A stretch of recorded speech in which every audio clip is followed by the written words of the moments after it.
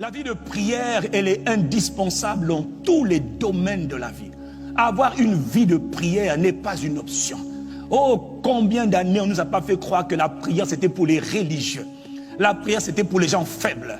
La prière c'était pour les gens perdus, pour les nécessiteux, pour les pauvres. Non, la prière est fondamentale dans tous les domaines de la vie. Et le domaine que Satan attaque toujours parmi les premières cibles, les premiers domaines à attaquer, c'est la vie de prière. Le Covid a été déclenché l'année dernière.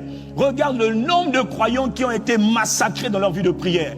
Ils ont été alourdis, affaiblis, tabassés par leur vie de prière. La vie de prière a été perdue pendant l'année 2020 pour beaucoup. Alors que d'autres, pendant le confinement, se sont regaillardis, se sont renouvelés, se sont restaurés.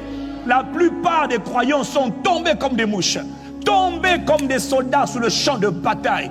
Parce que leur vie de prière avait été mitraillée. Satan a libéré une armée de démons pour assoupir, endormir, alourdir le peuple de Dieu. Au point qu'il y en a qui ont tellement gâté la vie de prière qu'ils ont commencé à enfler comme un ballon. D'autres ont commencé à maigrir comme un spaghetti. Oui, tu sais pourquoi? La vie de prière a été étouffée. C'est une stratégie des ténèbres pour te détruire. La prière te connecte à Dieu. La prière t'apprend à dépendre de Dieu. La prière te fait mettre Dieu avant toute chose. La prière, frère, c'est pas pour les petits, c'est pour les grands. Il n'y a pas un homme de Dieu dans les Écritures. Il n'y a pas un homme de Dieu qui a fait des grands exploits sans avoir été un homme de prière, une femme de prière. La prière, c'est pas pour les faibles, c'est pour les forts. C'est que pour les gens forts. Dans le monde des ténèbres, les gens prient beaucoup pour devenir mauvais, méchants et destructeurs. Dans le monde de lumière, les chrétiens ne prient pas. Ils sont assoupis, alourdis. Et ils sont des spécialistes pour dire priez pour moi, priez pour moi, priez. Personne ne va prier pour toi. Tu dois apprendre à prier pour toi toi-même et les autres vont prier pour toi. Moi, j'ai besoin de prière. J'ai besoin de vos prières, c'est normal. Mais avant d'avoir besoin de vos prières, frère, moi-même je m'exerce.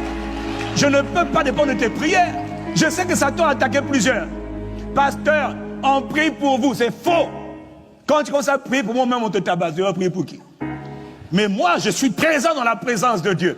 Je prie à mon Dieu. Toi, tu me soutiens, mais je compte d'abord sur mon Dieu. Je me fortifie d'abord dans le Seigneur. Mon frère, Satan est tellement rusé, malin, qu'il te fait croire que ce sont les autres qui vont prier pour toi. Reste à la maison, les autres vont prier pour toi. Faux, je prie pour moi-même et les autres me soutiennent. Est-ce que j'ai parlé à quelqu'un? Est-ce que j'ai parlé à quelqu'un?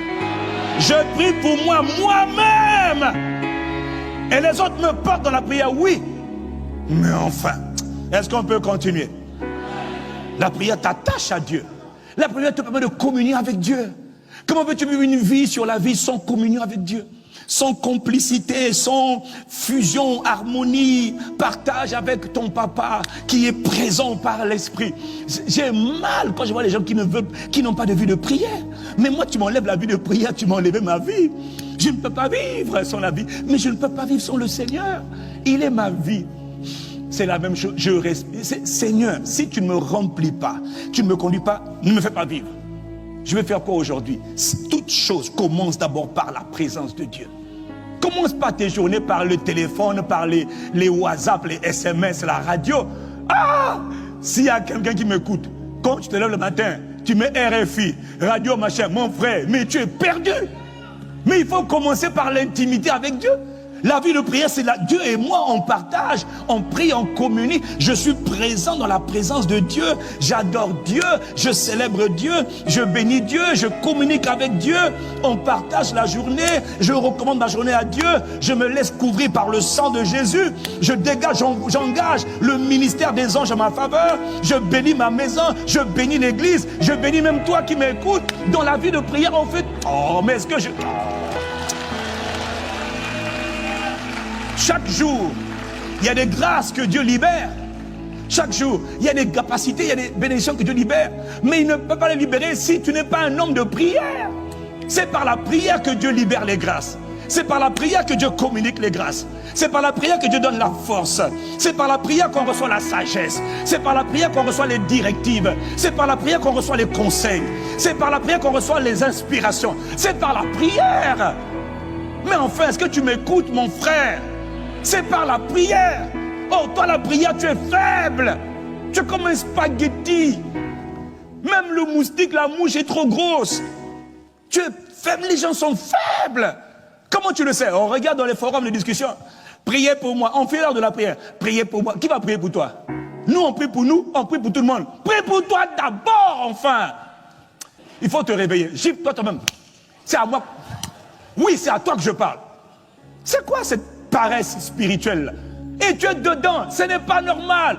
Aujourd'hui, tu vas être libéré de ça.